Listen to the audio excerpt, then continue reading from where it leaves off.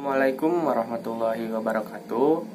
Perkenalkan, nama saya Fahrijal Risnandar dari Prodi D3 Analis Kesehatan tingkat 2B. Di sini saya akan menjelaskan tentang Central Dogma. Central Dogma merupakan salah satu yang menyatakan bahwa dalam sistem biologi informasi genetik yang terdapat pada struktur DNA diturunkan kepada sel anak melalui proses replikasi DNA dan diekspresikan oleh proses transkripsi menjadi RNA yang kemudian dilanjutkan dengan proses translasi di mana RNA dikonversi menjadi protein.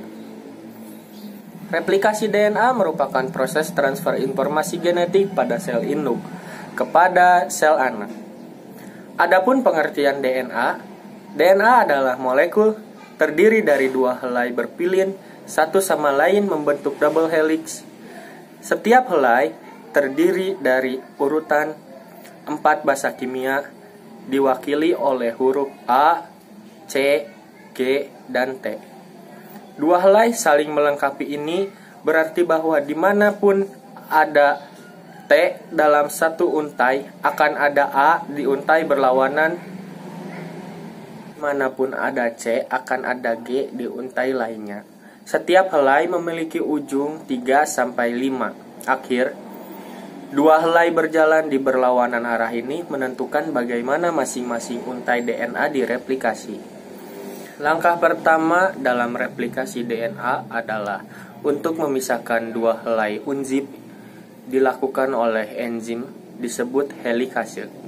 Dan hasil dalam pembentukan replikasi garpu, untaian yang dipisahkan masing-masing memberikan template untuk menciptakan untai baru DNA.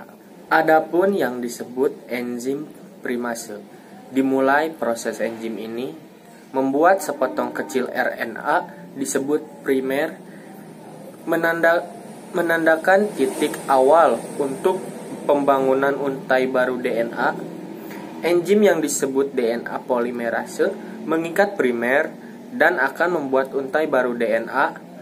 DNA polimerase hanya dapat menambahkan basa DNA dalam satu arah dari ujung 5 ke ujung 3. Untuk untai baru DNA terkemuka untai dibuat terus-menerus. DNA polimerase menambahkan basa salah satu persatu di 5 ke 3 arah.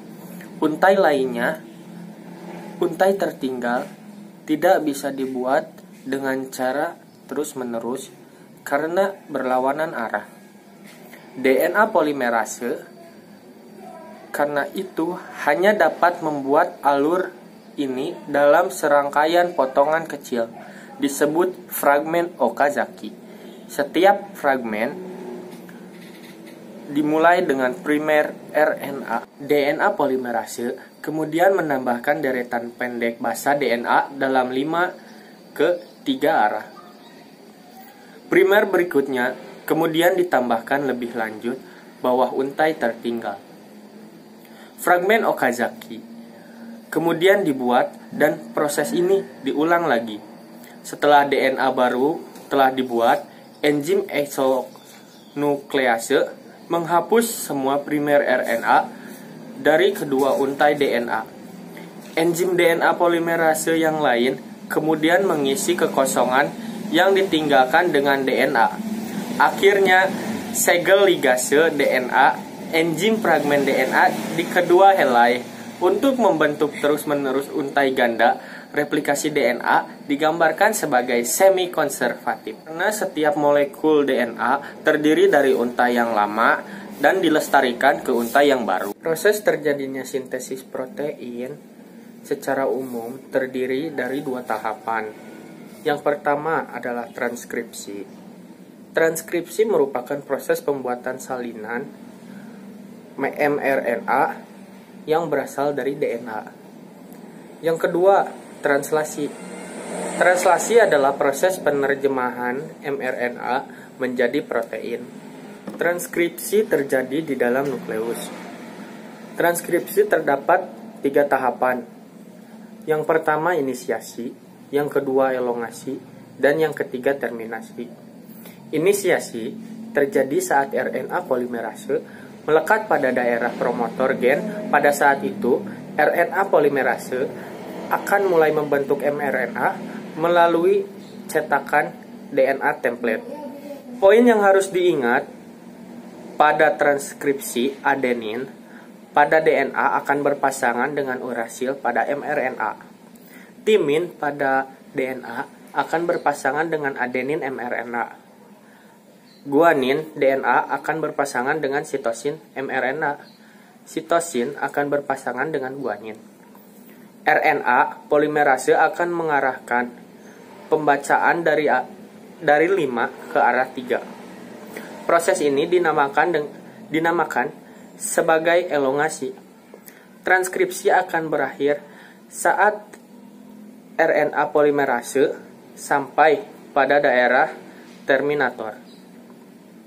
mRNA yang telah terbentuk mengandung urutan 3 basa nitrogen kodon. Selanjutnya, mRNA kodon akan meninggalkan nukleus melalui pori-pori nukleus menuju sitoplasma untuk memulai translasi. Translasi merupakan proses produksi protein di ribosom sesuai dengan sandi genetik yang dibawa oleh mRNA.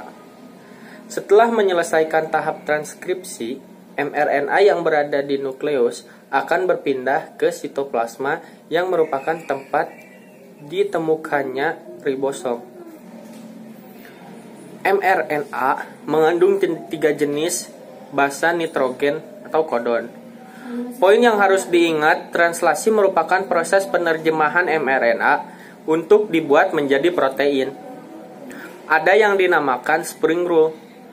Hal yang harus diingat dalam translasi, aturan memasangkan basa nitrogen pada translasi.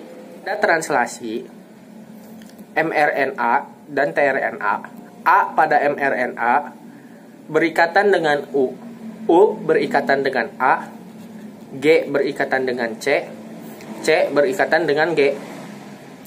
Translasi juga memiliki 3 tahapan. Yang pertama inisiasi, yang kedua elongasi, dan yang ketiga terminasi.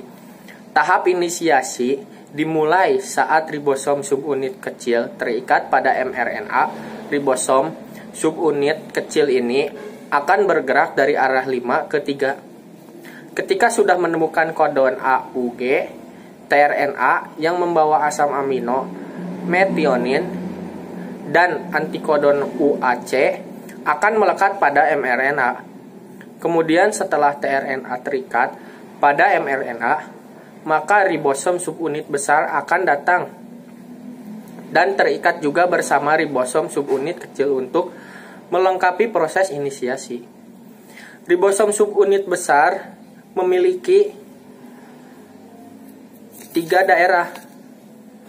Yang pertama daerah A, acceptor side. Yang kedua P, peptidoside. Yang ketiga E, exit side. Saat terjadi elongasi asam amino, yang lain akan dibawa pada rantai mRNA oleh RNA transfer dengan membawa antikodon. Untuk dapat mengatur jenis asam amino yang mengkode kodon, maka dapat dilihat pada tabel triple kodon. Misal pada RNA kodon AUG, maka asam amino yang terbentuk adalah metionin dan sebagainya. Selanjutnya asam amino yang baru akan memasuki daerah A, lalu ikatan peptida akan terbentuk di antara kedua asam amino pada daerah P.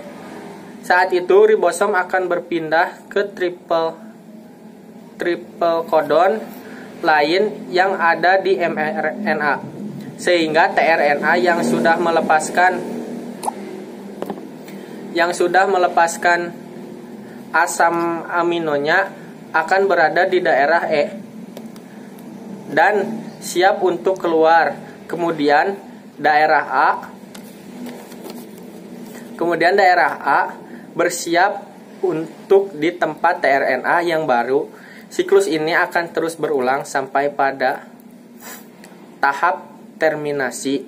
Terminasi terjadi ketika salah satu dari 3 stop kodon berada di daerah A.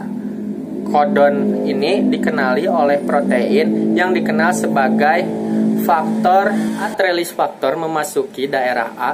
Secara otomatis polipeptida akan rilis dari ribosom dan ribosom pun akan terpisah dan bersiap untuk melakukan translasi yang baru. Polipeptida inilah yang disebut protein.